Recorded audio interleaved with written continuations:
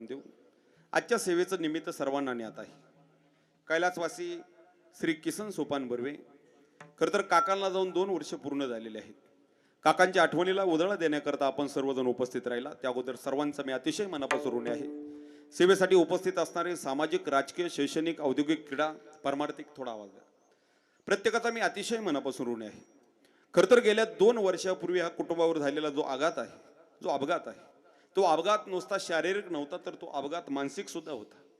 निश्चित ह्या मानसिक अपघातामध्ये, ह्या कुटुंबाच्या दुःखामध्ये आपण सर्वजण उपस्थित आहात. मी मनापासून तुमचा अगोदर ऋणी आहे. सेवेसाठी उपस्थित असणारे आपल्या भागातील भजन मंडळी असतील, गायनाचार्य असतील, दशरथ महाराज असतील, बापू असतील, तानाजी महाराज असतील, दादा असतील, दादांचे सगळे सहकारी असतील, संस्थेतील माझी सगळी लहान भावंड असतील ज्यांनी सुंदर अशी मृदुंगाची साथ दिली, आमचे लहान बंधू ऋषिकेश महाराज असतील, सर्वांचं मी मनापासून ऋणी आहे. आवाज माझा सर्वांच्या कानापर्यंत अगदी तुंत पोचवला. आपल्या माळशिरस गावचं असणारं भूषण गणेश दादा साऊंड सिस्टीम असेल, दादांचं मी मनापासून ऋणी आहे. ऐका, अगदी 2 मिनिटात पूर्णविराम देतो. खरं तर कैलासवासी किसन दादांचं जाणं ह्या कुटुंबासाठी फार दुःखदायक आणि हृदयद्रावक होतं.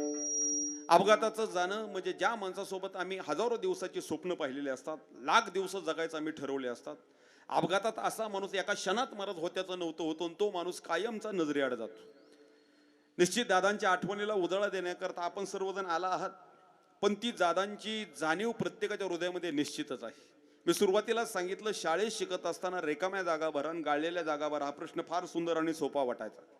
पण आयुष्यातील रिकाम्या जागा आणि गाळलेल्या जागा भरायची ज्यावेळेस वेळ येते त्यावेळेस लक्षात येतं की ह्याच्यासारखा कठीण प्रश्न आयुष्यात कोणता नाही. खरं तर काकांचं जाण्याचं दुःख सगळ्यांना तर आहेच, पण सर्वात जास्त मोठा दुःखाचा आघात कोणाच्या आयुष्यात झाला असेल तर काकांची असणाऱ्या अर्धांगिनी अनिताताई असतील. खरं तर ज्याच्यासाठी स्वतःचे आईवडील सोडले, ज्याच्यासाठी स्वतःची रक्ताची नाती सोडली, नवे स्वतःचं सगळं काही सोडलं आणि स्वतःचं नसणारं रक्तापेक्षा जास्त जपलं, असा विठ्ठलच अगदी निम्या वाटेवरती महाराज आमच्या अनिताताईंना टाकून गेलेला आहे. मी मगाचे सांगितलं, भातुकलीच्या खेळामधील राजा आणि राणी, अर्ध्यावरती डाव मोडलं अधुरी ही कहाणी. खरं तर आयुष्यात एकतर सुरुवात असावी, झाली सुरुवात तर शेवटपर्यंत असावी. आयुष्यात निम्या वाटेवरती हक्काची माणसं निघून गेल्यानंतर माणूस फक्त मरता येत नाही म्हणून जगत असतो.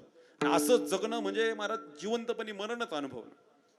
आपले कैलासवासी गुरुवर्य बाबा महाराज सातारकर ज्यावेळेस गेले, बाबा महाराज निघून गेल्यानंतर बाबा महाराजांचं एक वाक्य महाराज त्यावेळेस ट्रेंडिंगला होतं, म्हणजे ते कायम फिरत होतं.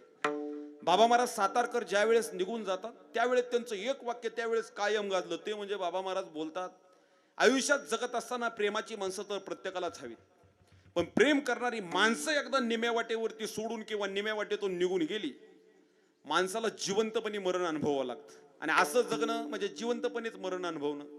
खरं तर काकांचं जाण्याचं दुःख अनिताताईंना तर आहेच, पण काकांची असणारी तिन्ही मुलं खरं तर ज्यांच्यामुळे आज येणं झालं, पंकज दादा असतील, निखिल दादा असतील आणि पूजाताई असतील.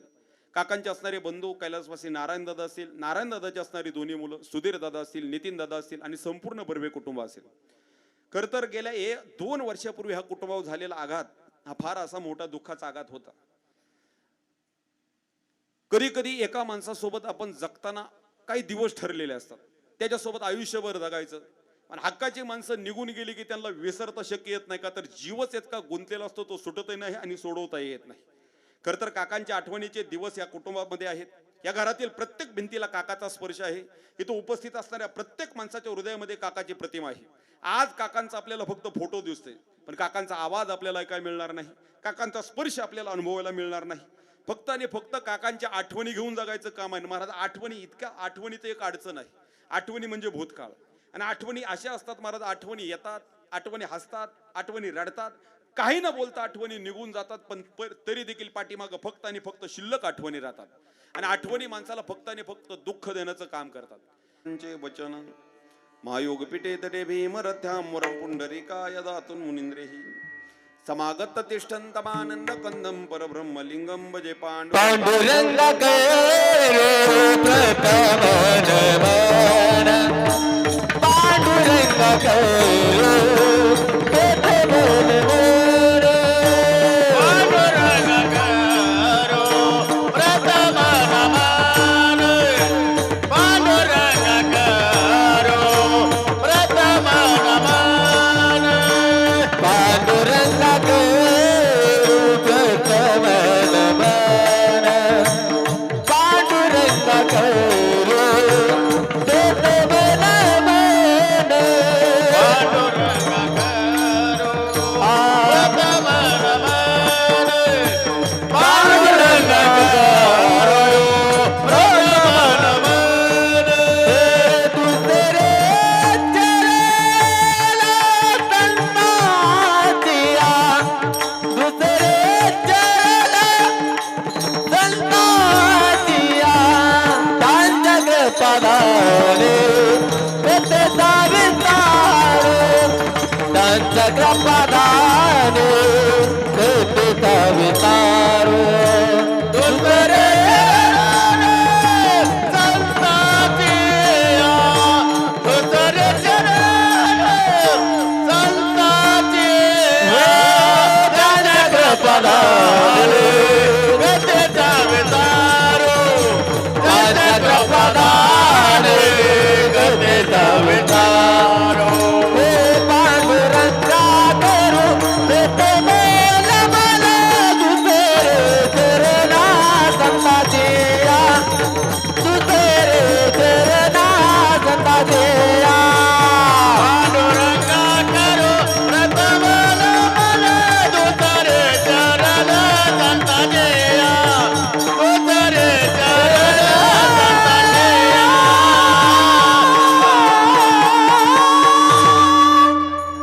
पांडुरंगा करू प्रथम नमन पांडुरंगा करू प्रथम नमन दुसरे चरण संतांचिया त्यांच्या कृपादाने कथेचा विस्तारो बाबाजे सद्गुरु दास तुका जयांचे केल्या स्मरण होय सकळ विद्यांच्या अधिकरण तेची वंदू श्री चरण श्री गुरूंचे ते नमस्कारुनी आता नागेंद्र हराय त्रिलोचनाय भस्मांग रागाय महेश्वराय नित्याय शुद्धाय दिगंबराय तस्मिन् कराय नमः शिवाय शरण शरण एकनाथा पायी माथा ठेवियला नका पाहू गुणदोष झालो दास पायांचा विठ्ठल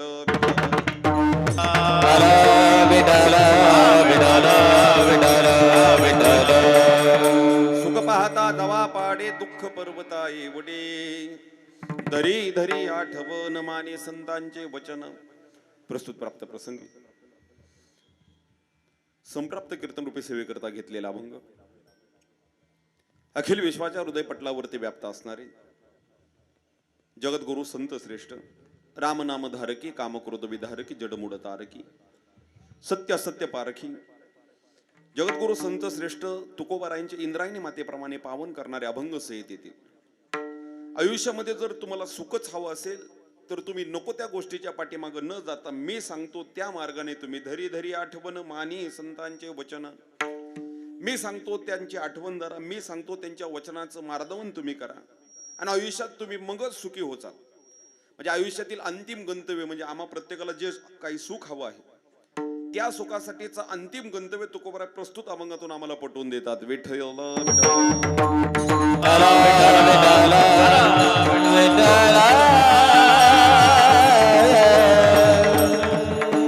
अखिल कोट ब्रह्मांड नायक रुक्मिणी प्राण संजीवन जगत आधार श्री पंढरीश पांडुरंग परमात्म्याच्या असीमागात कृपेद्वारा मुक्त कैवल्य तेजो निधी ज्ञानांचे राजे जगताचे मायबाप विश्वमौली संत श्रेष्ठ ज्ञानोबर आहे.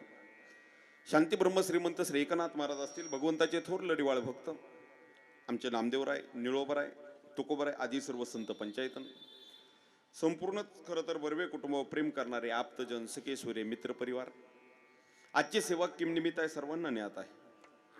गेल्या 2 वर्षापूर्वी कैलासवासी श्री किसन सोपानराव बर्वे खरं तर कैलासवासी काकांचं गेल्या 2 वर्षापूर्वी अपघाताने ह्या कुटुंबातून जाणं झालं. काकांच्या आठवणीला उजाळा देणारा आजचा हा दिवस आहे. गेल्या 1 वर्षापूर्वी ह्या बर्वे कुटुंबात अशी काही जखम झालेली आहे ती जखम काही गेल्या भरून काढता येणार नाही. आयुष्यात अशा काही जागा असतात त्या जागा रिकाम्या झाल्यानंतर माणसाला काही झालं तर त्या भरून काढता येत नाही. खरं तर लहानपणी शाळेत शिकत असताना रिकाम्या जागा भरा गाळलेल्या जागा भरा हा प्रश्न आम्हाला फार सुंदर आणि सोपा वाटायचा. पण आयुष्यात जगताना मला अशा रिकाम्या जागा ज्या दिवशी आमच्या नजरेसमोर येतात त्या दिवशी लक्षात येतं शाळेतल्या रिकाम्या जागा फार सोप्या पण आयुष्यातल्या रिकाम्या जागासारखा कठीण प्रश्न येतो कोणताच नाही. खरं तर कैलासवासी काकांची झालेली रिकामी जागा काही केल्या भरून काढता येणार नाही.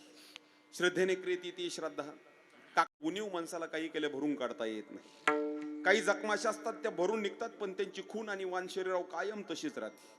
खरं तर या कुटुंबात काकांची झालेली जी उणीव आहे, काकांची झालेली जखम आहे, काही केल्या भरून काढता येणार नाही. जरी 2 वर्ष झाली तरी, 2 नाही 2 नंतर 20 वर्ष झालं तरी जखम भरून काढता येणार नाही. विठ्ठल विठ्ठला विठ्ठल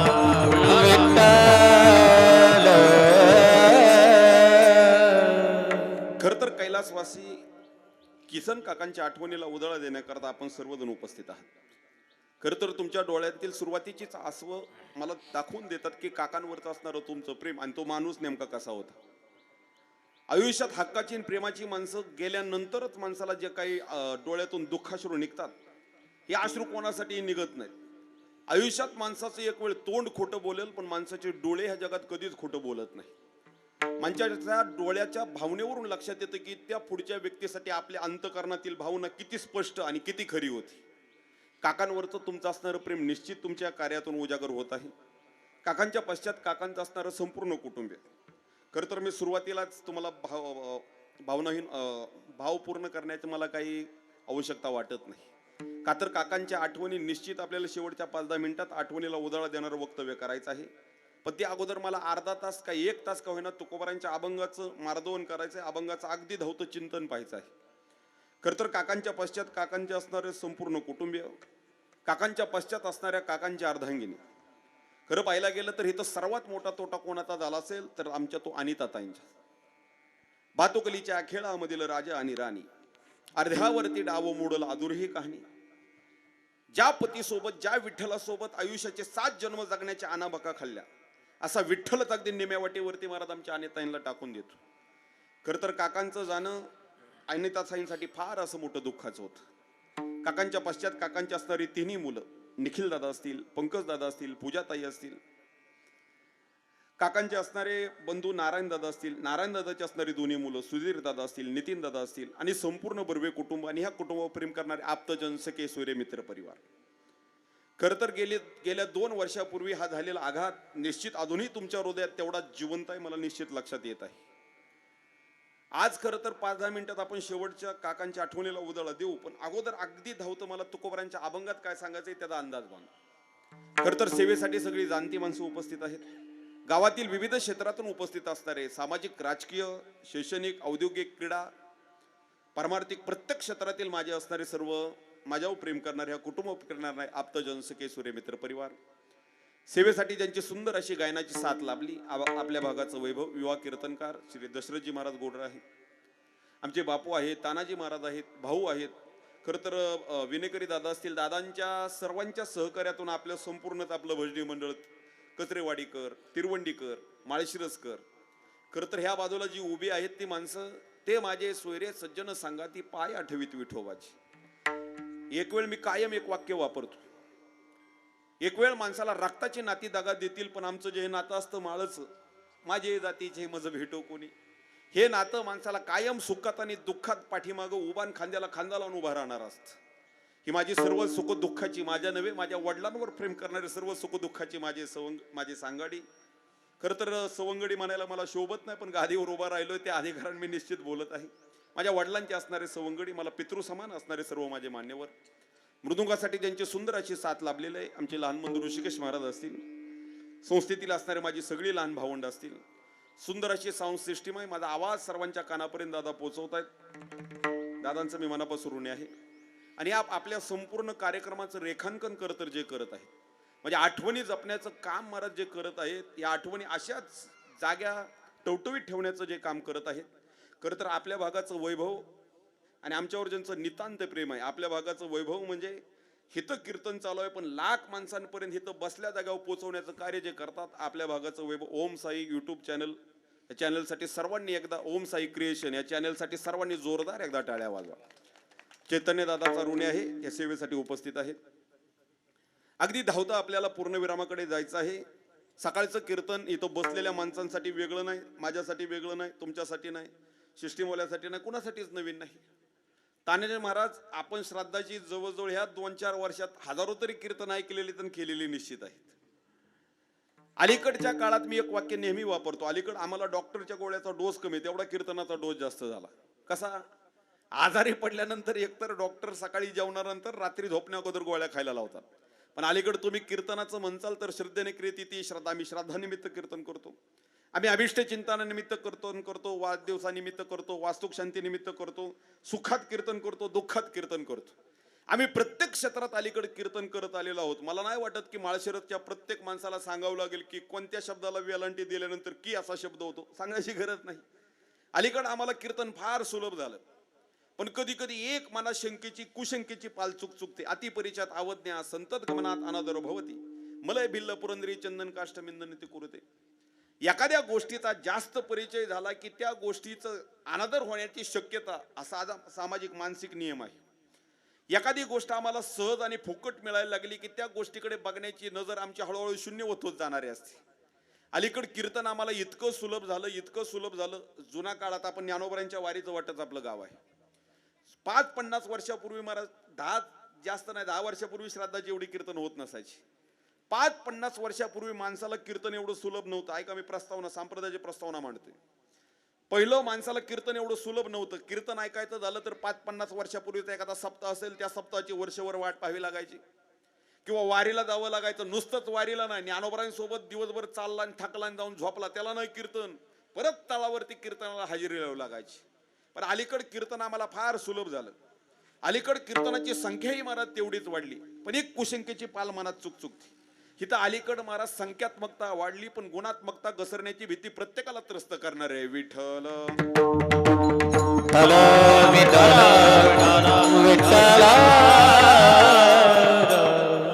बाकीच्याचा सोडा, मीही माळशिरस तालुक्याचा भाग आहे.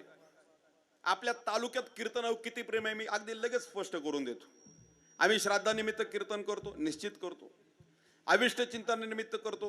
प्रत्येक गोष्टीत आम्ही कीर्तन करतो. नवे आम्ही आनंदात कीर्तन करतो, आम्ही दुःखात कीर्तन करतो.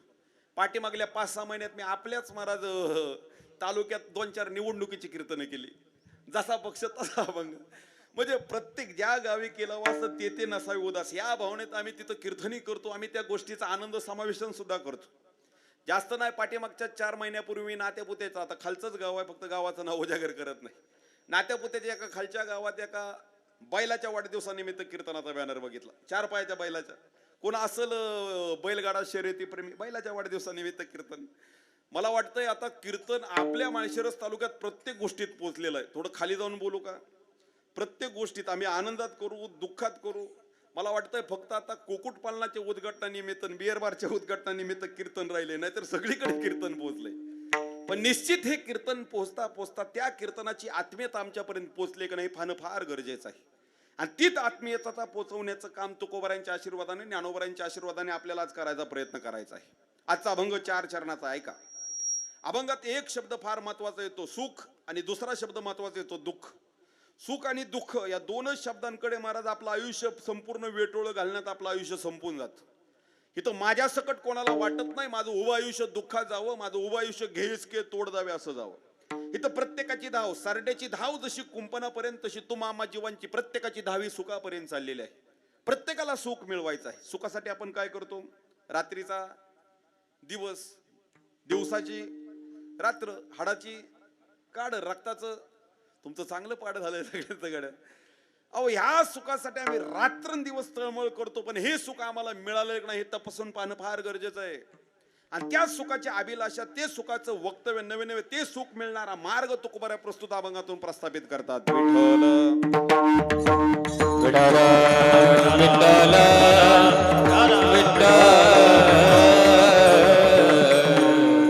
ऐका, 4 चरण मी तुमच्या समोर सांगतो आणि त्याचा अंदाज मांडतो, म्हणजे मला काय बोलायचं ते सुस्पष्ट होईल. अभंगाच्या प्रथम चरणामध्ये तुकोबारा त्या सुखाची दुःखाची वस्तुरूपात्मक तुलना करतात. ऐका, आपलं मराठी व्याकरण चांगलं आहे सगळ्यांचं. वस्तुरूपात्मक तुलना. तुकोबाराय महाराज 2 वस्तू आमच्या समोर उभा करतात. त्या वस्तूला एका वस्तूला सुख नाव देतात, एका वस्तूला दुःख नाव देतात, आणि त्या वस्तूंची आमच्या समोर तुलना करतात. अभंगाचं पहिलं चरण, सुख पाहता दवा पाडे, दुःख पर्वता एवढे. तुकोबाराय आम्हाला सांगून देतात, तुमच्या आयुष्यात सुख किती जवसासारखं, दुःख किती पर्वतासारखं. इथं बसलेल्या सगळ्यांना माझा प्रश्न आहे, जवस केवढा असतो? जवस या मंडपा एवढा. मग तुम्ही बोलला तर मला अजिबात राग येणार नाही. मी काय लांबचा नाही, वड्याच्याच पडेलचा आहे. मोकळ्या अंगाने आपण बोलू. जवस केवढा असतो? अगदी लहानभर. ओंजळवर ओंजळीत महाराज कमीत कमी 1500 तर जवस बसतील. आणि पर्वताची आपण उंची, वजन, किलोग्रॅम, लिटर मध्ये मोजमाप करू शकत नाही. एक वस्तू अगदी सूक्ष्म, एक वस्तू अति अवाढव्य. साधा नियम आहे तुकोबरा, दोन गोष्टींची तुलना करतात. तुलनेचा नियम असा येतो, ऐका. तुलना करत असताना दोन समान माणसांची तुलना करावी लागते. अहो, भांडण जरी करायचं झालं तर दोन समान ताकदीच्या माणसाचं भांडण होतं. नाहीतर एक जास्त ताकदवर आणि एक कमी आला तर तिथं भांडण नसतं, तिथं मिटव होते. तिथं लगेच कोणाला तरी पाठीमागं सरकावं लागतं. हत्तीचं आणि मुंगीचं भांडण गोष्टीतच वाचायला चांगलं वाटतं, पण खऱ्या आयुष्यात हत्तीचा आणि मुंगीचा कधीच मेळ लागत नाही. हा हत्तीचं शिवाचं भांडण आपल्याला चांगलं दिसेल. अहो, गाव पंतप्रधान झालेल्या माणसांनी सरपंच केलं डोकं लावायचं नसतं. त्याने त्याच्या पातळीवर तिकडं त्याच्या पातळीवर त्याने झटायचं असतं. म्हणजे मैत्री जरी करायची झाली तर दोन समान आवडीच्या, दोन समान व्यसनांच्या, दोन समान ताकदीच्या माणसांची मैत्री होते. अहो, साधा नियम आहे, लग्नाचा व्यवहार जरी करायचा झाला तरी आपण दोन समान ताकदीची कुटुंब पाहतो, मग लग्न लावून देतो. इथं दुश्मनी जरी करायची झाली तर दोन चांगल्या ताकदीच्या दुश्मनांची दुश्मनी होती, नाहीतर तिथं मिटव होती. ते सुभाषितकार सांगून जातात, समानशिले व्यसनुषु सख्यम. इथं समान आवडीच्या माणसांची मैत्री व्हायला जास्त काय लागत नाही. तुमची आवड माझी आवड एक आहे, चला पंढरपूरला चाललोय, मी पंढरपूरला चाललो, चला सोबत, झाली मैत्री. समानशिले व्यसनुषु सख्यम. समान व्यसन करणाऱ्या माणसाला मैत्री करायला जास्त काय लागत नाही. एक पुडी 9 गडी, झाली मैत्री. जुनी जाणती माणसं आहेत, जाता जाता एखाद्याकडे चुना असेल आणि एखाद्याकडे तंबाखू नसेल तर एखाद्याने तंबाखू मागितली तर तंबाखूला चुना लावत लावत महाराज सोयरीक जमावल्या जायच्या. इथं मैत्रीसाठी एक आवडशील जमलं की समून जातं. पण ऐका, तुलना करायची झाली तर समान वस्तूंची तुलना करावी लागते. पण आज तुकोबरा इथं तुलना करत असताना पारड्यात दोन वस्तू ठेवतात. एका पारड्यात तुकोबरा जवळ ठेवतात, एका पारड्यात पर्वत ठेवतात. कुठं तुलना? जमीन आसमानाचा भेद. हाच भेद तुकोबऱ्याला पटवून द्यायचा. ऐका, आयुष्यात जगत असताना सुख किती जावसा एवढं, दुःख किती पर्वता एवढं. पण आम्ही महाराज त्या जावसा एवढ्या सुखाच्या नादी आम्ही लागलेलो आहे, पण पर्वत रूपी असणाऱ्या दुःखाला आम्ही विसरून गेलेलो आहे. तुकोबराय सांगतात, नको त्या भलत्याच्या नादी लागून आयुष्याचं ओझं वाटोळं करू नका. मग मी सांगतो त्या मार्गाने चाला. तुम्हाला सुख हवं? धरी धरी आठवण मानी संतांचे वचन. अहो, तुम्ही संतांच्या वचनाने चाला, त्यांची आठवण धरा, तुम्हाला आयुष्यात सुख मिळेल. एखाद्याने प्रश्न केला, पण का म्हणून आम्ही संतांच्या वचनाची आठवण ठेवावी? तुकोबरा लगेच 3ऱ्या चरणात सांगतात, देले रात्रीने ते अर्धे, बाळपण जरा व्याधे. अहो, आपले आयुष्य थोडक्यात 100 वर्षाचं आहे. 100तलं तुकोबराय सांगून देतात 50 वर्ष तर आमची झोपण्यात गेली. बाळपण 5-10 वर्ष बाळपणात गेली. जरा म्हातारपणात काही आयुष्य गेली. आणि व्याधी आजारपणात आमचं काही आयुष्य निघून गेलं. अहो, म्हातारपण, तरुणपण आणि आजारपण भोगता भोगता, रात्र भोगता भोगता आमच्या हातात काय शिल्लक राहणार आहे? अगदी थोडकं आयुष्य मिळालेलं आहे. थोडी परे निरे अविट घ्यावे खरे. माणसाने थोडंच खावं, पण ते चांगलं चविष्ट खावं. घाम्याला बरं मुरमुरं खाण्यापेक्षा मुठभर काजू बदाम खाल्लेलं कधीही चांगलं. तसं तुकोबराय सांगतात, लाख माणसं आयुष्यात गोळा करण्यापेक्षा हक्काची माणसं गोळा केलेली कधीही चांगलं नाही का? आयुष्यात जास्तच माणसं जमा झालीत असं काय नाही. आपलं आयुष्य जगायसाठी, आयुष्याचा तमाशा करायसाठी नाही. लाख माणसं मिळवण्यापेक्षा हक्काची 4 माणसं जरी आमच्या सोबत असली तरी बस आयुष्य मला शेवटापर्यंत नीट घालवता येत. नाहीतर नको त्या माणसांसोबत जगता जगता आयुष्याची कधी वाट लागून जाते कळून सुद्धा येत नाही. म्हणून तुकोबराय सांगतात, धरी धरी आठवण मानी संतांचे वचन. आणि अभंगाचं शेवटचं चरण फार महत्वाचं आहे. ऐका, तुका म्हणे, पुढा घाना जुंपी तशी मुडा. जुन्या काळी तेल काढायसाठी कशावर तेल काढलं जायचं? घाण्यावर काढलं जायचं. एखादा बैल असा गोल फिरत फिरत राहायचा आणि मधल्या सारख्यातून मला तेल खाली पडायचं. बैलाला वाटायचं मी चालतोय, माझा प्रवास चालू आहे, पण त्या बैलाच्या लक्षात यायचं नाही माझा प्रवास फक्त तेवढ्याच वर्तुळात चाललेला आहे. तसं तुकोबाराला सांगायचंय, त्या बैलाच्या जसं लक्षात येत नाही तसं ह्या माणसाच्या, मला म्हणायचं आहे का, ह्या माणसाच्या सुद्धा लक्षात येत नाही. तू का म्हणे पुढा घाना जुंपी तसे मुडा. अहो, घाणेला जुंपलेला बैल जसा चक्राकार फिरत राहतो तसं चक्राकार फिरत राहू नका. मला त्या बेडकाला जसं तळच अख्खं जग वाटत असतं तसं जग तुमचं तेवढं वर्तुळात साठवून ठेवू नका. जरा मोठी भरारी घ्या. आणि जर तुम्हाला मोठी भरारी घ्यायची असेल तर धरी धरी आठवण माने संतांचे वचन. विठ्ठल विठाला विठाला विठ्ठला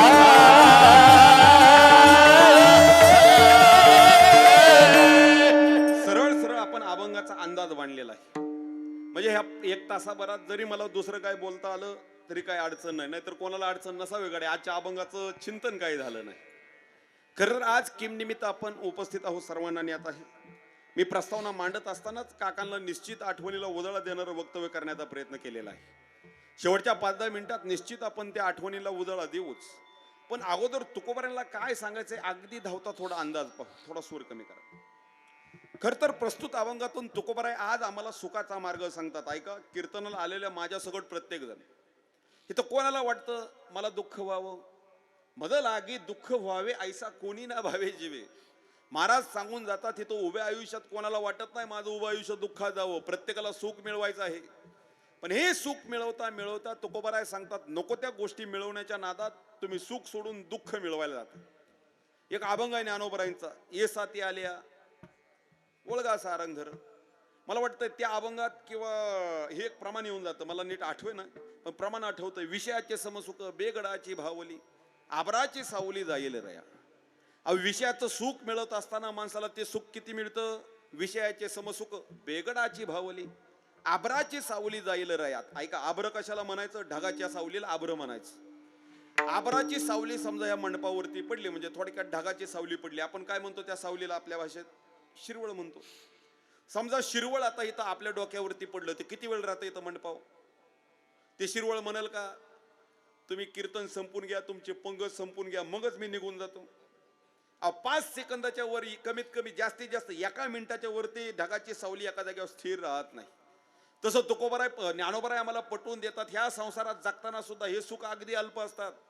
ती जास्त काळ तुमच्या आयुष्यात कधीही टिकून राहत नाहीत. तुम्हाला वाटत असेल आज हा सुखाचा दिवस, पण लक्षात घ्या सुखाचा जरी दिवस असला तर तो कधी ना कधी दुःखात बदलतो, आणि तो दुःखाचा जरी असला तर कधी ना कधी सुखात त्याला बदलावं लागतं. म्हणजे आज उगवता सूर्य असेल तरी त्याला संध्याकाळी मावळायचंच आहे, मावळलेला सूर्य परत त्याला दुसऱ्या दिवशी उगवायचंच आहे. हा चढ उतार प्रत्येकाला घेऊनच जगावं लागतं. आयुष्यात चालताना हक्काची माणसं जर आम्हाला सोडून निघून गेली किंवा चालताना निम्या वाटेवरती जर तुमचा कोणी तुमच्या जवळच्या माणसाने हात सोडला तर तिथं माणसाने थांबायचं नसतं, चालत राहायचं असतं. का तर काल जी आमच्या सोबत होती ती उद्या आमच्या सोबत असली पाहिजेत असा जर माणूस विचार करत असेल तर हा मूर्खपणाच आहे. का तर महाराज काळ जसा बदलतो तशी माणसं सुद्धा बदलत राहतात, आयुष्य सुद्धा बदलत राहत. तुकोबाराय सांगून देतात तुम्ही सुखासाठी धडपड करताय पण ह्या बदलणाऱ्या धावपळीत तुम्हाला सुख मिळवायची जागा तुमची चुकलेली आहे. ज्ञानोबारायांचं आपण वक्तव्य करत होतो, विषयाचे समसुख बेगडाची भावली. ऐका, किती सुख असतं विषयाचं? त्या बेगडाच्या भावलीसारखं किंवा आबराच्या सावलीसारखं. समजा हिथं ढगाची सावली पडली जास्त वेळ ती थांबणार नाही. आता बेगडाची भावली, बेगड सगळ्यांना ज्ञात आहे. बेगड कशाला म्हणायचं? आपण बैल पोळ्याला बैल रंगवल्यानंतर त्यांच्या शिंगाला जो चकमकी कागद लावतो त्या कागदाला काय म्हटलं जातं? बेगड म्हटलं जातं. ज्ञानोबाराय जवळजवळ 750 वर्षापूर्वी हा दृष्टांत देतात. ऐका, गावच्या जत्रेमध्ये यात्रेमध्ये एका लहान मुलाला घेऊन वडील जत्रेतून निघाले. चालता चालता त्या मुलाची नजर त्या भावलीवरती गेली, बेगडाच्या भावलीवरती. आता 700-800 वर्षापूर्वी काय रबरच्या प्लॅस्टिकच्या भावल्या नसायच्या. शेणा माती कापसाचा एखादा गोळा केला जायचा, माणसासारखा त्याला आकार दिला जायचा आणि ते देखणं दिसावं म्हणून त्याला बेगड चिटकवला जायचा. ऐका, ज्ञानोबारांची काय नजर आहे बघा, किती सुख असतं विषयाचं. त्या भावलीला बघून हे बारकं भाळायचं. मला वाटतं भाळण्याचा प्रवास तिथूनच सुरू होतो. ते भावलीला बघून ते पोरग भाळायचं आणि ओरडायचं, पप्पा मला ती भावली हवी, बाबा मला ती भावली हवी. बाप म्हणायचा अरे बाळ्या कुठं त्या भावलीच्या नादी लागतो, ती भावली दिसायला वरून देख नाही पण आतमध्ये काय भरलंय? शेणाने मातीच भरली. पण पोरग काय ऐकायला तयार व्हायचं नाही. तुकोबाराय सांगतात काय कळे बाळा बाप सदैव दुबळा आहे नाही कळे हाती काय कोण्या वेळी दिकली दी दृष्टी मागे घालून मिठी तुका म्हणे भावे माझ्या मध समजावे. तुकोबाराय देवाला म्हणतात त्या लहानग्याला काय कळायचंय स्वतःच्या बापाकडे पैसा आहे किंवा नाही, वेळ चांगली आहे का वेळ वाईट आहे, त्याला काय कळणार नाही. त्याच्या डोळ्याला जे आवडल देखली दी दृष्टी मागे घालून मिठी, फक्त मागायचं हट्ट करायचं एवढंच त्याला माहित. पोरांनी हट्ट सुरू केला, बाबा मला ती भावली हवी. बाप म्हणायचा अरे मूर्खा भावलीच्या नादी लागू नको, ती भावली दिसायला चांगले पण आतमध्ये शेण आणि मातीच भरलेले. शेवटी पोरग हट्टाला पेटायचं, पप्पा हे बघा आणली तर तीच भावली आणि नाहीतर दुसरी भावलीच नाही. मला भावली तर सांगायचं आहे का, आणली तर तीच भावली, दुसरी भावलीला मी स्पर्श सुद्धा करणार नाही. शेवटी बाप हातबल व्हायचा, पोराला ती भावली घेऊन द्यायचा. पोरग नाचत नाचत घरी यायचं, माझ्या पप्पाने भावली आणली. आणि घरी आल्यानंतर पोराचा एक स्वभाव, डोळ्याला जे आवडल ते हातात घ्यायचं, आणि दुसरा स्वभाव, खेळता खेळता जे हातात आलं ते पटकन तोंडात घालायचं. खेळता खेळता ते पोरग भावली स्वतःच्या तोंडात घालायचं. परिणाम तोंडाची लाळ आणि तोंडातली थुंकी, तो बेगडवाला व्हायचा. बेगड निघून जायचा आणि पोराच्या तोंडात काय जायचं, वरचा कागद निघून गेला की आतमधलं शेण आणि मातीत तोंडात जायचं. तसं ज्ञानोबा सांगून जातात, विषयाचे समसुख बेगडाची भावली, आबराची सावली जाईल रया. अहो हे सुख मिळवता मिळवता तुम्हाला ते सुख किती जरी मोठं वाटत असेल, ऐका, तर ते सुख तितकं मोठं नाही. मग केवढीच आहे त्या सुखाची व्यापकता सांगत असताना तुकोबराय शब्द प्रपंच करतात. अभंगाचं पहिलं चरण. सुख पाता देवा पाडे, सुख पाता देवा पाडे, सुख पाता देवा पाडे, सुख पाता देवा पाडे, हे सुख पाता देवा पाडे, सुख पाता देवा पाडे, सुख पाता देवा पाडे, सुख पाता देवा पाडे. दुःख पर्वता बडे, सुख पर्वता येवाडे, दुःख पर्वता बडे, सुख पर्वता येवाडे. धरी धरी आठवणे, धरी धरी आठवणे, धरी धरी आठवणे, धरी धरी आठवणे, घरी घरी आठवण, घरी घरी आठवण, घरी घरी आठवण, घरी घरी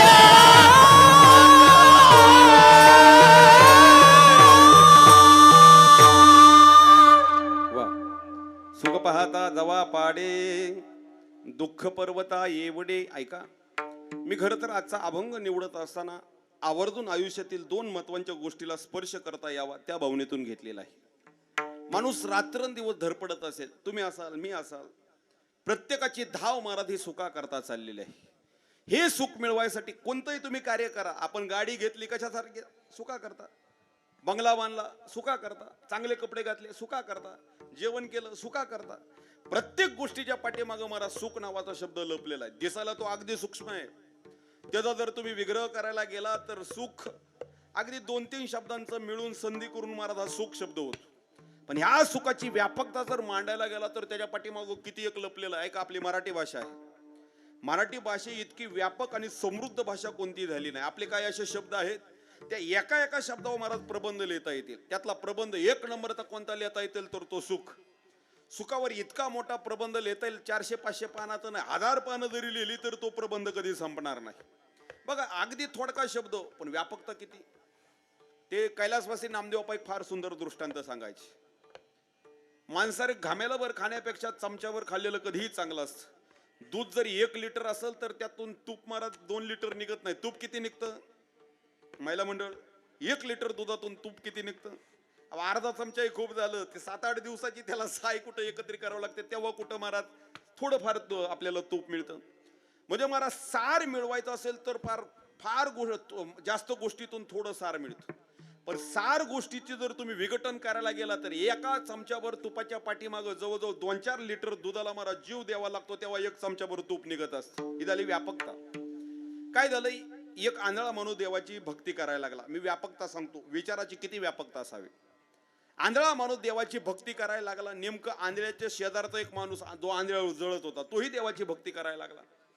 भगवान शंकराची भक्ती करता करता भगवान शंकर दोघांना प्रसन्न झाले. पण दोघांना प्रसन्न झाल्यानंतर भगवंतांनी एक वक्तव्य केलं. ऐका, डोळस जो चांगला माणूस होता त्याला देवाने सांगितलं, हे बघ डोळस, हे बघ माणसा, म्हणजे दिसणाऱ्या माणसाला, चांगल्या माणसाला, हे बघ तू मला 3 वर माग. आणि आंधळ्याला सांगितलं, तू फक्त मला 1च वर माग. आपाच्या भाषेत पार्वती शेजारीच होती. पार्वती देवाला म्हणायला लागली, देवा नेमकं तुम्हाला झालंय काय, फ्युजा जळायला का, डीपी हल्ला.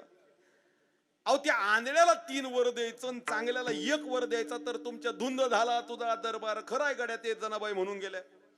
तुझ्या दरबारात सगळा उलटाच नियम आहे गड्या. अरे त्या आंधळ्याला 3 वर द्यायचं आणि डोळसाला 1 वर द्यायचा, तर डोळसाला 3 वर दिलं आणि आंधळ्याला 1 वर दिलं, असं कसं? तसं भगवान शंकरांनी केलं वक्तव्य तर मला महत्वाचं ऐका. देव म्हणाले पार्वती, जे जरी डोळ्याने डोळस असलं तर ते बुद्धीने आंधळ आहे, आणि जरी डोळ्याने आंधळ असलं तर त्यांनी बुद्धीने फार डोळस आहे. आयुष्यात जगताना असं डोळस असणं गरजेचं. कसं? लगेच देवाने सांगून दिलं. त्या माणसाला 3 वर मागायला लावले. त्यातला पहिला वर त्यांनी मागितला, मला वाटतं तो आमच्या पिढीतला होता, 21व्या शतकातला. तो म्हणला, हे बा देवा, एक काम कर, अलीकडचं कलियुग आहे, इथं कलियुगात सगळ्यात जास्त आता तरुण वय झालेलं आहे, इथं मोक्ष मिळणं सोपं आहे, पण लग्न सहज असं जेवणे फार कठीण. माझी एक विनंती आहे की मला माझं लग्न तर व्हावं, पण इतकी देखणी बायको मला मिळावी की इतर जगात राज्यात कोणाची नसावी. देवाने तसाच तो म्हणून टाकलं. देखणी बायको मिळाली, परिणाम असा झाला ऐका. नेमका जुना काळ, बायको मिळाल्याच्या आनंदात सगळीकडे वार्ता निघाली की असा असा माणूस आहे, फार देखणे बायको. अशी कोणाला देखणे बायको नाही. नेमकी त्या राज्यात महाराज एक गुंडांची टोळी होती. त्या गुंडांच्या टोळीच्या सरदाराला कोणीतरी सांगितलं, अहो अशी अशी देखणे महिला तुमची पत्नी असावी, नको त्याची कशी असावी? त्या सरदाराने सांगितलं, जावा ती कुठं महिला असेल तिला उचलून घेऊन या. आली टोळी, त्याच्या घरावर धार पडली, त्या महिलेला उचललं गाडीत घेऊन निघाली. ह्याच्या लक्षात आलं आपली एकुलती एक बायको होती, ती पण निघून गेली. धावतच देवाकडे गेला, देवा माझी बायको जिथं कुठं असेल तिथं तिला अस्वली करून टाक. देवाने ततच म्हणून टाकलं. आता प्राण्यात एक साधा नियम सांगतो ऐका. प्राण्याला तुम्ही किती घरापासून लांब सोडलं तर ते कुठं येतं? घरीच येतं. एका माणसाला मांजर खूप त्रास देतोय म्हणून त्याने पार लांब जंगलात नेऊन सोडलं. मांजराला सोडलं पण घरी यायचा हाच रस्ता विसरला. त्याने घरी बायकोला फोन लावला, मांजर आलंय का? ती म्हणली आली. तो म्हणला परत माघारी पाठव, मी रस्ता विसरलो. परिणाम अस्वली जशी झाली, त्या गुंडाने त्याला गुदगुल्या करायला लागली, गाडीतून फेकून ढकलून दिली. अस्वली पळतच ह्याच्या घराकडे आली. ह्याच्या लक्षात आलं ही अस्वली नाही, आपली बायकोच आहे. पळत देवाकडे गेला. 3रा वर, 2 तर संपले, 3रा आहे का? देवा माझी बायको माणसासारखी कर, पण तिच्यासारखी कुरूप इथं खोड नसावी. झाले 3 वर संपून गेले. ही बुद्धीची व्यापकता नाही, बुद्धीचं आंधळेपण. आणि आंधळ जो आंधळा होता त्याची व्यापकता आहे का? देवाने सांगितलं आंधळा 1च वर माग. आंधळा म्हणला 1च वर ना, एक काम करा, माझ्या ह्या डोळ्याने माझ्या नातवाला पंतप्रधान झालेलं मला पाहिजे. बघा बरं, 1च वर आहे, फक्त ह्या डोळ्याने माझ्या नातवाला पंतप्रधान झालेलं पाहिजे. परिणाम देवाला अगोदर त्याला डोळे द्यावे लागले, दुसरं त्याचं लग्न लावावं लागलं, 3रं त्याला परत मुलं जन्माला घालावे लागले, परत त्याच्या मुलाचं लग्न लावावं लागलं. ह्याला मोठा राजकीय वारसा निर्माण करावा लागला, सत्ता संपत्ती निर्माण करून द्यावी लागली. बरं त्याचा नातू पंतप्रधान, कमीत कमी 25 ते 30 वयाची अट, तिथपर्यंत ह्याला जिवंत ठेवावं लागलं. म्हणजे एक मागणी, पण त्याच्या पाठीमागं किती मोठी व्यापकता. तसा एक सुख शब्द, पण सुखाचा जर तुम्ही विचार करायला गेला तर मला दिवस पुरणार नाही. पण हे सुख पटवून देताना तुकोबराय व्यापकता आमच्या समोर मांडत नाही, तुकोबराय सूक्ष्मता मांडतात. काय नजर आहे तुकोबरायची. अहो ह्या दुःखाची भीती घालत असताना ऐका, इथं भीतीच घातलेली आहे तुकोबरायांनी. तुकोबराय अंधारात गोंजारत नाहीत. तीक्ष्ण उत्तरे हाती वाहन घेऊन फिरे, नाही भीड भार. तुकोबरायांसारखा महात्मा, तुकोबरायांना कोणाचीच भीड भार नाही. तुकोबराय कोणाची चापलुसी करण्यात धन्यता मानत नाहीत किंवा कोणासमोर हाजी उजी करत नाही. आज तुकोबराय आम्हाला सुख पटवून देतात, पण ते सुख पटवून देत असताना दुःख किती मोठं, किती भीती, ती भीती घालायला विसरत नाहीत. जर तुम्हाला सुख हवं असेल तर जावसा एवढ्या सुखाच्या नादी लागायसाठी, जावसा एवढं सुख मिळवायसाठी दुःखरूपी पर्वताला विसरू नका. साधा संदेश तुकोबराय आम्हाला देऊन जातात. एक साधा नियम येतो. तुकोबराय तुम्ही आम्हाला सांगता सुख घ्या, सुख घ्या. सुख मिळवायसाठी तुम्ही रस्ताही सांगता. आम्ही चाललो तो रस्ता चुकीचा आहे का? आम्हाला काय कळत नाही का रस्ता बरोबर आहे? बरं साधं सांगतो तुकोबराय, तुम्ही आम्हाला सांगता सुख मिळवा, मग आयुष्यात दुःख देणाऱ्या गोष्टी तरी कोणत्या आहेत? मी 4 गोष्टी सांगतो ज्या सुख देणार आहेत, आणि 4च गोष्टी सांगतो दुःख देणाऱ्या, आणि कीर्तनाला पूर्ण विराम देतो. विठ्ठल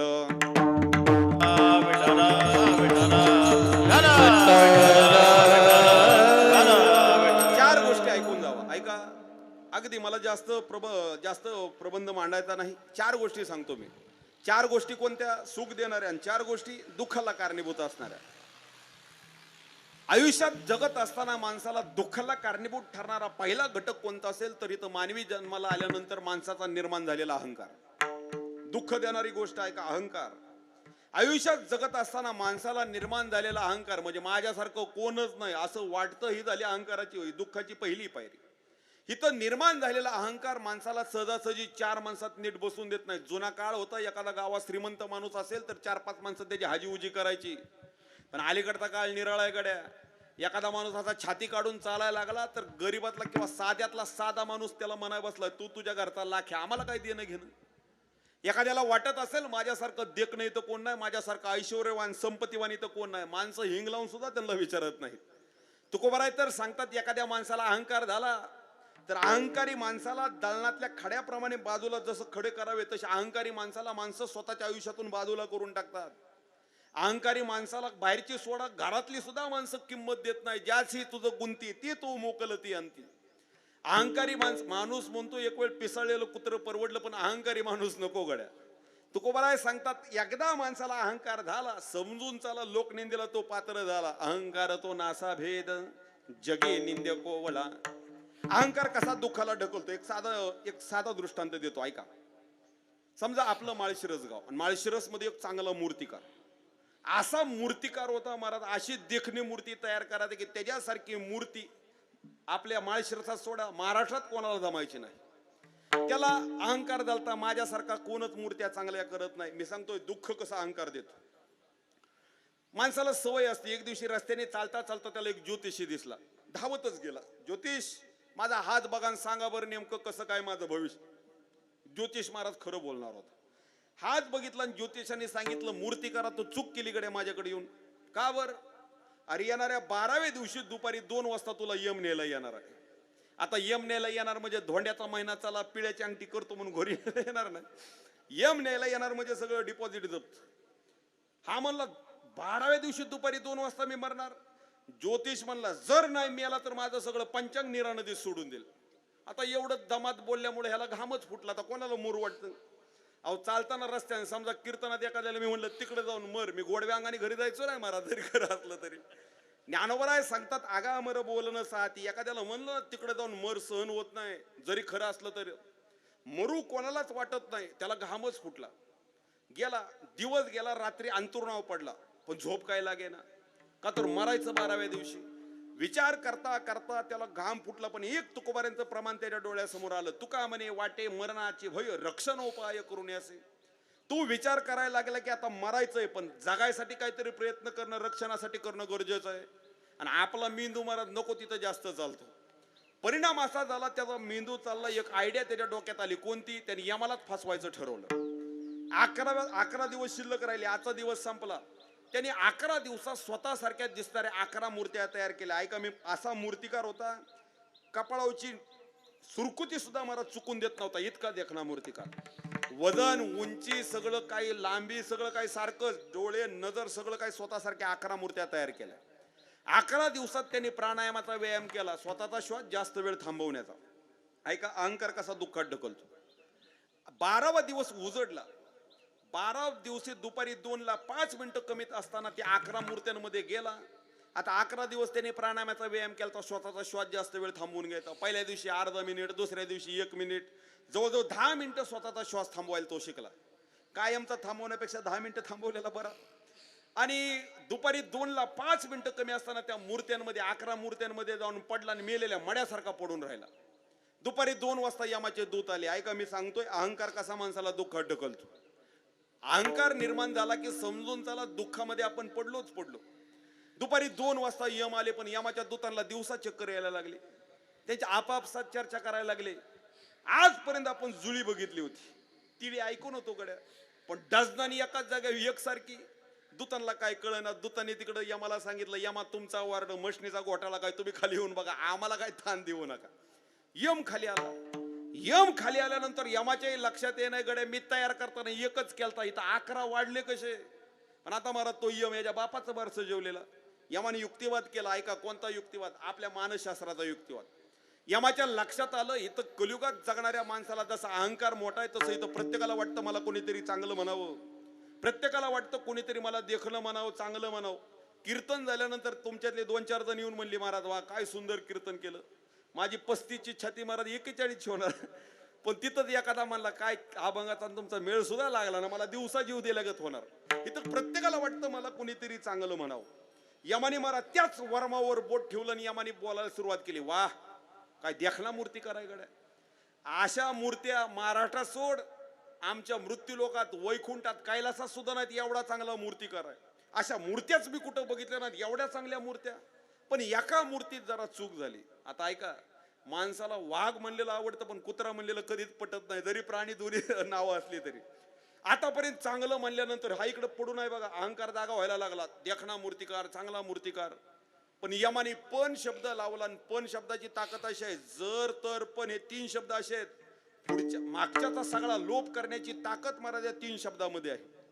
जर लावलं समजून त्याला पाठीमागचं शून्य झालं, पण लावलं समजून त्याला पाठीमागचं सगळं गंगेत मिळून गेलं. यमाने पण लावला, एका मूर्तीत जरा चूक आहे, याचा अहंकारच जागा झाला. हा विचार करायला लागला, आतापर्यंत चांगलं म्हणलं ना आता शेवटी वाईट म्हणायला लागला. यमाच्या लक्षात आलं माझ्या एकट्याने भागत नाही. यमाने 5-6 कार्यकर्ते गोळा केले. काय नाही, फक्त त्याच्याकडे बघायचं हसायचं, दुसरं काहीच करायचं नाही. यमाने सांगायला सुरुवात केली, काय देखना मूर्तिकार, पण एका मूर्तीत चूक झाली, याचा अहंकारच जागा झाला. ऐका किस्सा दुःखात ढकलतो अहंकार. मेलेल्या मड्यासारखा पडून होता पण अहंकार जागा झाला. तड करणे मूर्तीत उठून उभा राहिला आणि यमाला म्हणला, मूर्ख लेकाच्या काय चूक झाली माझी, सांग माझी काय चूक झाली. यम म्हणला, हीच चूक झाली, उचलायला चला घेऊन. म्हणजे माणसाला निर्माण झालेला अहंकार कधी मृत्यूच्या दारात टाकेल कळून येत नाही. म्हणून आमचे नामदेवराय देवाला विनंती करतात, ऐका अहो हरिभक्ताला अहंकार नाही, अहंकाराचा वारा सुद्धा लागू देऊ नका. अहंकाराचा वारा न लागो राजसा, माझ्या विष्णुदासा भाविकासी. माझ्या विष्णुदासा भाविकासी, माझ्या विष्णुदासा भाविकासी, माझ्या विष्णुदासा भाविका. अहंकाराचा वारा न लागो राजसा, माझ्या विष्णुदासा भाविकासी. अहंकाराचा वारा न लागो राजसा, माझ्या विष्णुदासा, माझ्या विष्णुदासा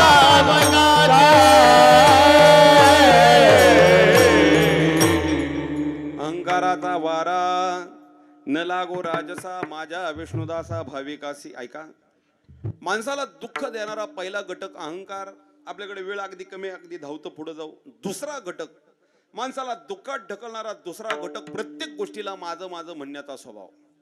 अहो तुकोबराय सांगून जातात की माणूस असताना जन्माला येताना मोकळाच आलेला आहे, पण प्रत्येक गोष्टीला पकडून ठेवण्याचा स्वभाव त्याला दुःखाच्या दरीत ढकलतो.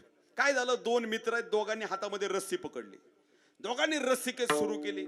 एकाची ताकद जरा जास्त निघाली, एकाची ताकद कमी निघाली. परिणाम, कमी ताकदीचा माणूस दात खाऊन ओढायला लागला. हळूहळू त्याच्या हातातून रक्त पडायला लागलं. का रक्त पडायला लागलं? रस्सी काटली म्हणून नाही, त्या रस्सीला घट्ट पकडलं म्हणून. अरे रस्सी सैल करून दे, हातातली जखम, हातातलं रक्त पडणं लगेच थांबवून जाईल. प्रत्येक गोष्टीला माझं माझं म्हणण्याचा स्वभाव देखील माणसाला दुःखात ढकलतो. तुकोबराय सांगून जातात की माणूस जन्माला येताना मोकळाच आहे, मुक्त होता परी बळी झाला बद्ध, घेऊन या छंद माझे माझे. प्रत्येक गोष्टीला माझं माझं म्हणण्याचा स्वभाव माणसाला दुःखात ढकलतो. प्रत्येक गोष्टीमध्ये अहंकार दाखवण्याचा स्वभाव माणसाला दुःखात ढकलतो. तिसरं अजून काय माणसाला दुःखात ढकलतं, या कलियुगात सगळ्यात जास्त माणसाला दुःखाला ढकलणारा कोणता घटक असेल तर ती म्हणजे माणसाची जीभ. नको तिथं आगाव बोललं की समजून चालायचं. आपल्याकडे मन आहे बघा, तोंड बोलतं अंग मार खातं. आपण महाभारत सगळ्यांनी ऐकलेलं आहे. रामायण आणि महाभारत वेगळं सांगण्याची आपल्याला गरज नाही, आपल्या रक्तात ते भिनलेलं आहे. इतकं भिनलेलं आहे. एखाद्या मुलीला जर आईने सुरुवातीच्या काळात सांगायला सुरुवात केली, हे पहा तुझं आता लग्न जमतंय, आता माहेरला जाणार, सासरी जाणार तू, आजपर्यंत स्वच्छंदी जीवन जगली, खाल्लं तर खाल्लं, पडली तर पडली, निवांत झोपून राहिली, सासरला गेल्यावर असं चालणार नाही. मी सांगतोय महाभारत रामायण आमच्या किती रक्तात भिनलंय. सासरला गेल्यानंतर असं थोडं सुद्धा चालणार नाही. तिथं नवऱ्याचा शब्द खाली पडून देऊ नको, सासूला नीट बोल, लहान दिराला स्वतःच्या भावासारखं जप, ननंदेला चांगलं जप, सासऱ्याचा शब्द खाली पडून देऊ नको.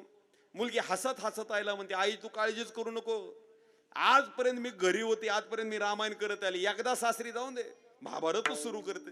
म्हणजे आमच्या रक्तात प्रत्येक गोष्टीत अशा साध्या साध्या घटना आमच्या घडलेल्या आहेत. त्या महाभारत का झालं त्याची पूर्वसंकल्पना कोणाला माहित असेल तर ऐका. महाभारत का झालं याची दोन कारण. एक, द्रौपदीच्या वस्त्राला हात घातलं हे दुसरं कारण. पण त्याच्या अगोदरचं पहिलं कारण आहे नको तिथं द्रौपदीने बोललेलं वाक्य.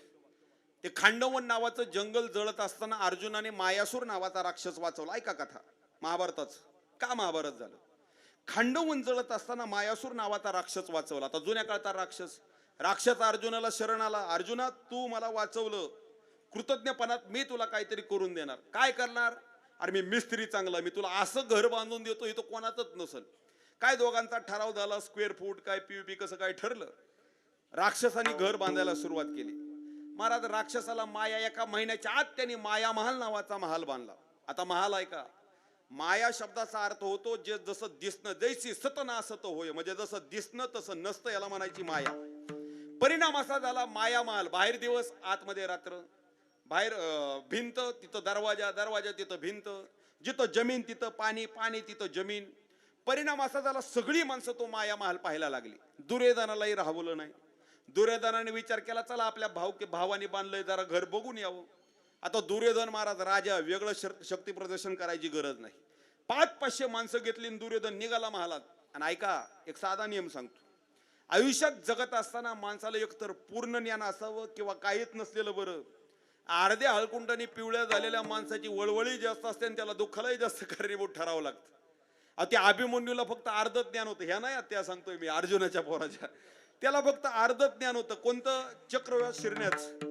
अर्ध ज्ञान असल्यामुळं चक्रव्यूहात शिरला पण परत जिवंत माघारी आला नाही. अर्ध ज्ञान काही कामाचं नाही. घेतलं तर पूर्ण ज्ञान आहे तर न घेतलेलं बरं. दुर्योधन महालात निघाला. आता मोठ्या घरावर बंगल्यावर पाट्या लावलेल्या असतात. आपण आला, आनंद झाला, सुस्वागत, आभारी आहोत. बऱ्याच घरावर लिहिलेलं असतं कुत्र्यापासून सावधान. तसं त्या घरावर पाटी लावली नव्हती पण एक दासी प्रत्येकाला सांगायची हे पहा तुम्ही माया महालात येताय, येताना जरा जपून चाला. इथं जसं नजरेला दिसतंय तसं काही नाही. पण तो दुर्योधन महाराज तो स्वतःच्या सख्या बापाचं ऐकत नव्हता. तिथं कसं ऐकल? तो म्हणला चल चल चल बिनपगारी फुलाधिकारी मला सांगायचं नाही. तिला ढकललं दुर्योधन आत निघाला. ऐका अर्ध ज्ञान. परिणाम चालत चालत एक जमीन म्हणून चालत गेला आणि धप करणे पाण्यात जाऊन पडला. जसा दुर्योधन पाण्यात पडला तसं ऐका एक साधा नियम सांगतो तुम्हाला. रस्त्याने चालता चालता माणूस पडल्यानंतर पहिल्यांदा काय करतो? मला किती लागलंय बघतो का मला कोणी पाहिलंय बघतो? साधा मानसशास्त्राचा नियम आहे. चालताना आपण पडलो तर पहिल्यांदा लागलंय किती तपासतो का कोणी बघितलंय बघतो? पहिल्यांदा कोणी पाहिलंय का बघतो? फजितीच बघतो. दुर्योधनाने इकडं तिकडं पाहिलं, सगळ्यांनी बघितलेलं. पण ऐका अजून जखम मीठ चोळण्याचं एक काम असतं. समजा आता निवडणूक झाली, 4 माणसं गावात उभा राहिली, 1 जिंकणार 3 पडणार. तिघांना पडल्याचं दुःख नसतं पण जिंकल्यानंतर गुलाल कोण जास्त उधळतं ह्याचा जास्त त्रास होत असतो. दुर्योधन पडला, बाकीचे सगळे गप बसले. पण द्रौपदी महाराज दुसऱ्या गच्चीवरती होती. तिने बघितलं दुर्योधन पाण्यात पडला आणि हसत हसत तिने फक्त एक वाक्य वापरलं. ऐका माणसाची जीभ कशी दुःखाला ढकलते. काय वाक्य वापरलं तिने? आंधळ्याची पोरं आंधळीच. तुम्ही गुगल वरती जाऊन चेक करा. या एका वाक्यामुळे जवळजवळ 15 ते 16 औक्षणिक सैन्यांना मारावं लागलं. म्हणजे लाखो कोटी माणसांना फक्त एका वाक्यामुळे मारावं लागलं.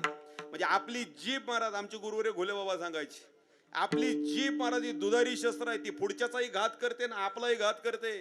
इथं जगत असताना कोणाचा अपमान करत असाल तर जरा हात आखडून करा गड्या. का तर अपमान असं कर्ज आहे ते परतफेड करण्यासाठी, ते शतपट व्याजाने परतफेड करायसाठी प्रत्येक जण झटत असतो. माणसाने बोललेलं माणसाच्या शरीराला लागत नाही पण अंतकरणाचं हृदयाचं तुकडं तुकडं केल्याशिवाय राहत नाही. अहो माणसाचं बोलणं इतकं निष्ठुर असतं. तुकोबराय सांगतात वचन ते नाही तुडित शरीरा भेदते अंतरा वज्रैस. म्हणजे माणसाने बोललेलं ऐका. काही माणसं करतात काम भरपूर. घरातला एखादा करता माणूस असतो तो काम भरपूर करतो पण तोंडाने नको ते बोलून जातो. परिणाम केलेल्या कामावर सगळी माती पाणी फिरून जात. बोलणं माणसाचं सात्विक असावं, निर्मळ असावं. नको तिथं जर मांडू तोंड खुपसायला लागला, कथे चावटीचे बोल हिंग शिर मिथ्या बोल, परिणाम माणसाला कायम दुःखात पडावं लागतं. पण आता आमची जीभ अशी आहे महाराज, आमची जीभ बाकीकडे सोडा, कीर्तनात सुद्धा कधी कधी आम्हाला आवडता येत नाही. विठ्ठल ह्या कलियुगात जगत असताना माणसाला सर्वात जास्त दुःखाला कारणीभूत ठरणारा घटक म्हणजे चुकीच्या माणसावर डोळं दाखवून ठेवलेला विश्वास. आम्ही एखाद्या चुकीच्या माणसाला आमच्या आयुष्यात जागा दिली तर ती व्यक्ती आमच्या आयुष्याला अशीच जखम करते, ती जखम काही केल्या भरून काढता येत नाही.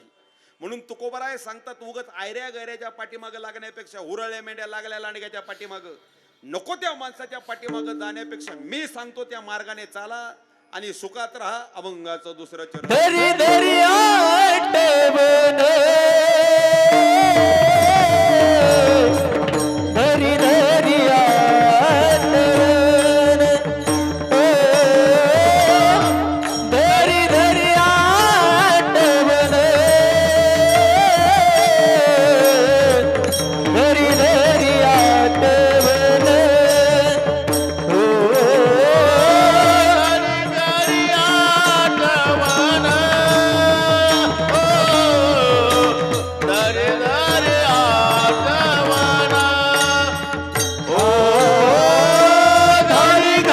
काय मूर्ख लेखाचा आहे, कसंही वेड वाकडं नाचतोय. म्हणजे भर चौकात डीजेवर आपली तरुण नाचला तर गावातली 4 माणसं त्यांना शिव्या देतात. पण ऐका, पण समजा गावातला सप्ताह सुरू झाला आणि तीच तोच तरुण गावाच्या सप्त्यात हरिपाठात गेला, हरिपाठात टाळ घेतला, उड्या मारल्या, कीर्तनात गेला, उड्या मारल्या. ऐका, जागा किती महत्वाची. तिथं डीजेच्या समोर नाचल्यानंतर गावातली 4 माणसं त्या तरुणीला आणि त्या तरुणाला शिव्या घालत होते. पण तीच तोच तरुणी तर भर कीर्तनात भर हरिपाठात नाचायला लागला तर मला शिव्या घालणारी माणसं इथं येऊन त्यांचं पाय पकडतात आणि त्यांचं दर्शन घेतल्याशिवाय राहत नाही. जागा आहे महाराज. म्हणजे जागेचा प्रभाव आहे का. तुमची जागा जर चुकली तर तुम्ही किती लाख मोलाचे असले तर तुम्हाला तिथं किंमत नाही. विठ्ठल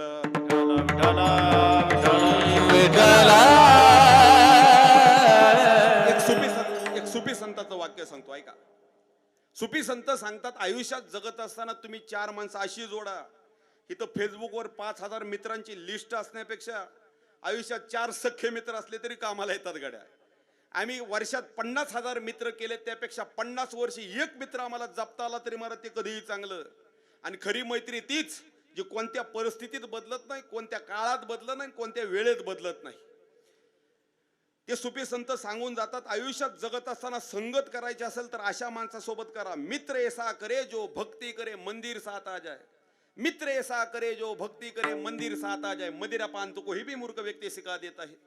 आयुष्यात जगत असताना आपली मैत्री महाराज अशी असावी, आपला एक तरी मित्र वारकरी माळकरी धारकरी असावा. आपली मैत्री मंदिरापर्यंत नेणारी असावी, आपली मैत्री चांगल्यापर्यंत नेणारी असावी.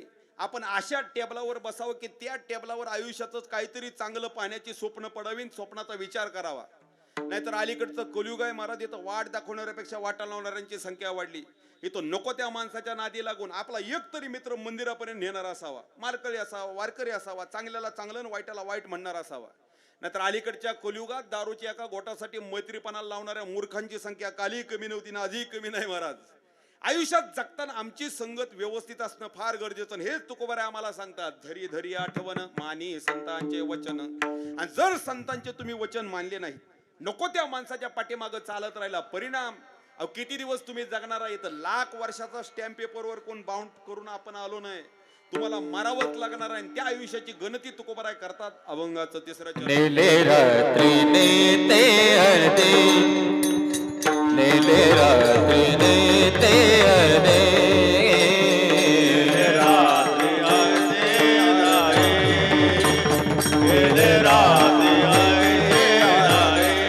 हे बाळपण जराव, बाळपण जराव, दरी दरी आठवण, दरी दरी आठवण, हे बाळपण जराव, बाळपण जराव, दरी दरी आठवण, दरी दरी आठवण.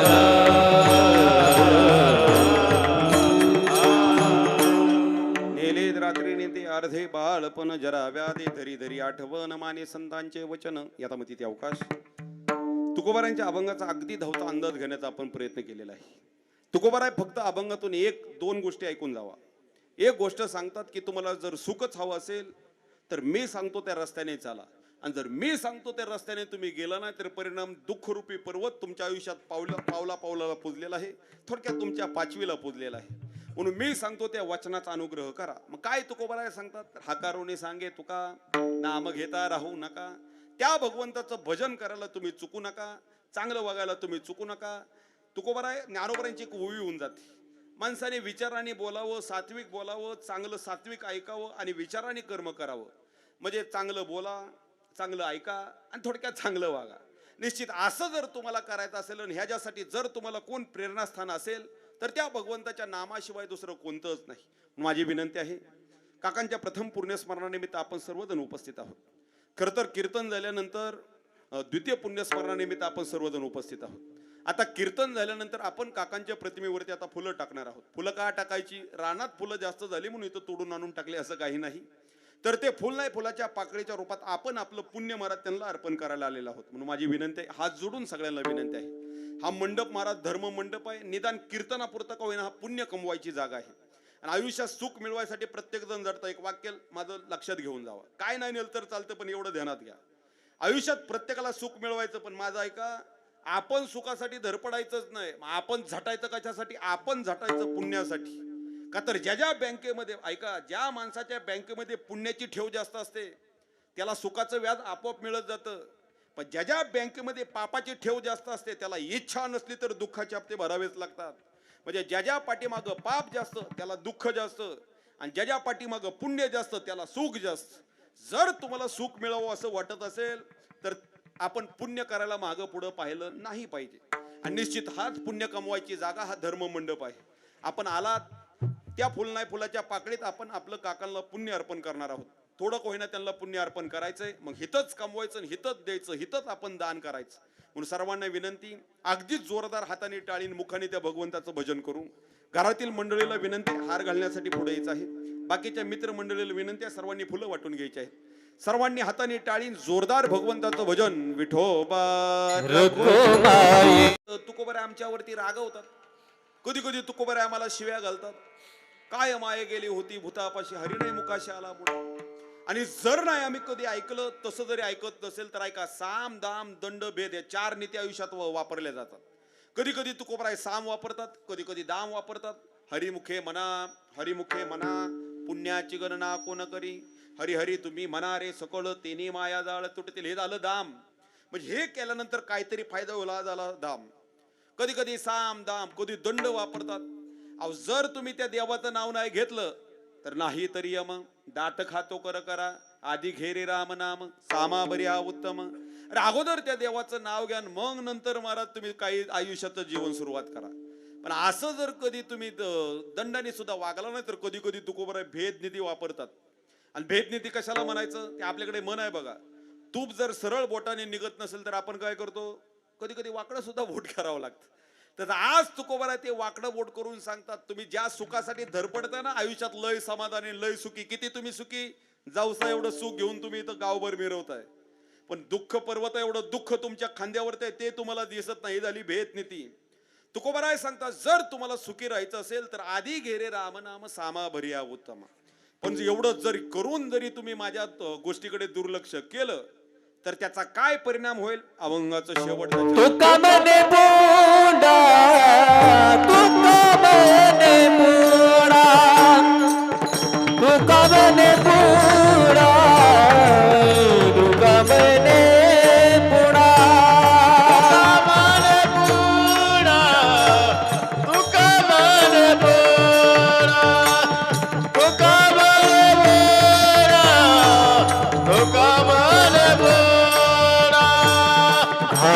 नाग पीत से मुड़ा, नाग पीत से मुड़ा, धरी धरी आठव, धरी धरी आठवन, माझी संता ते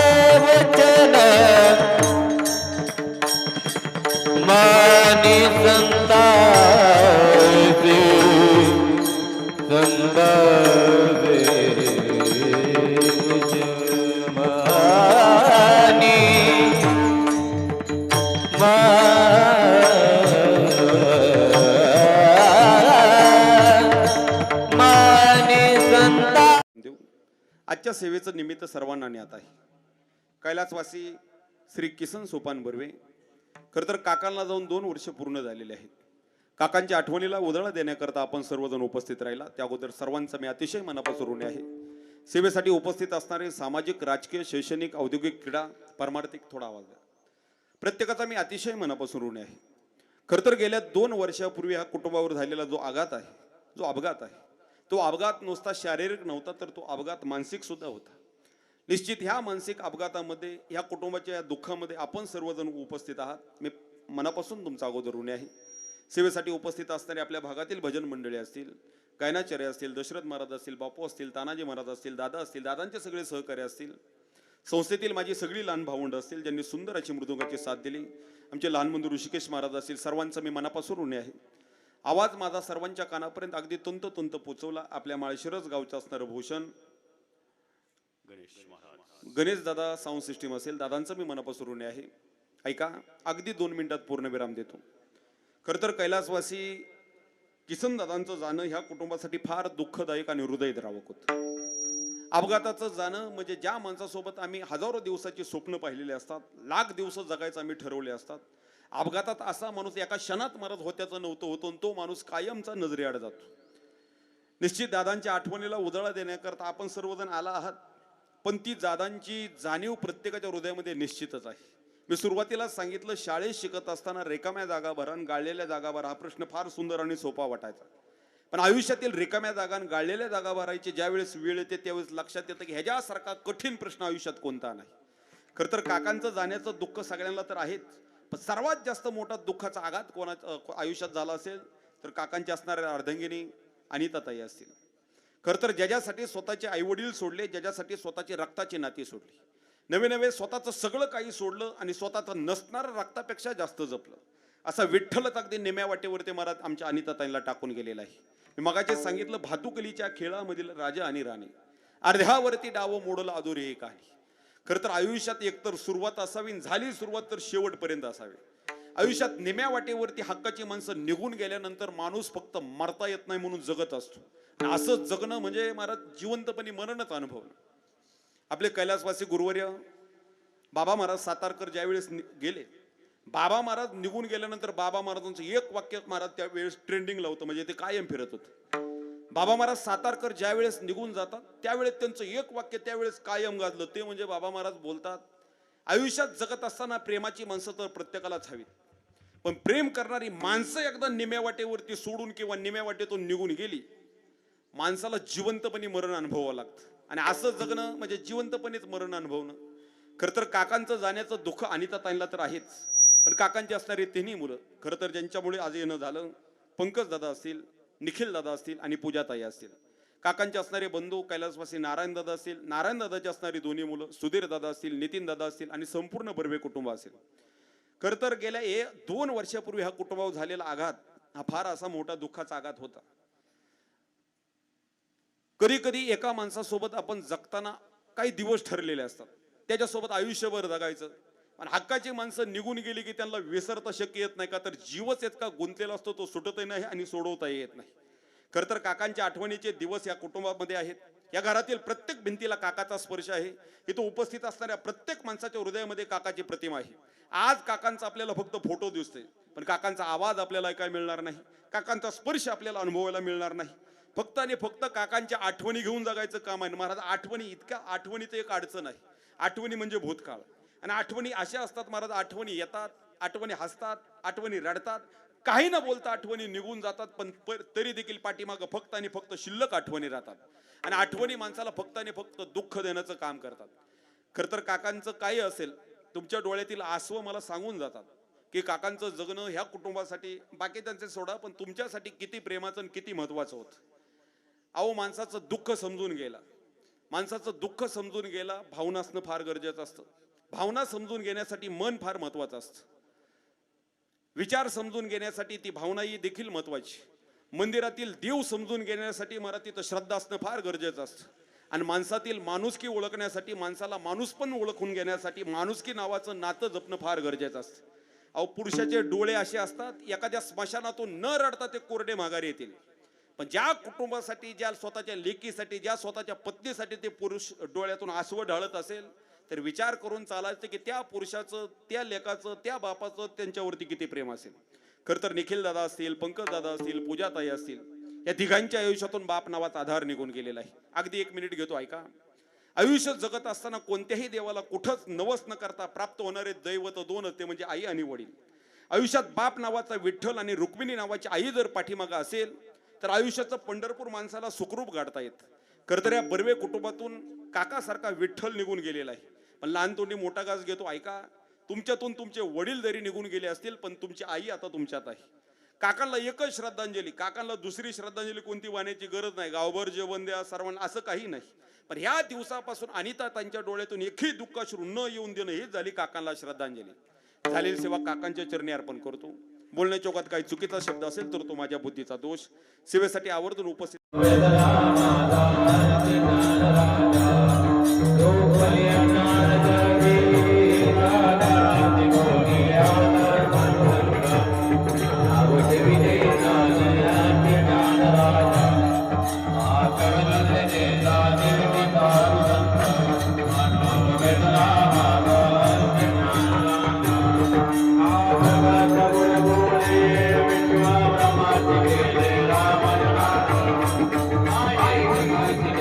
Hare Krishna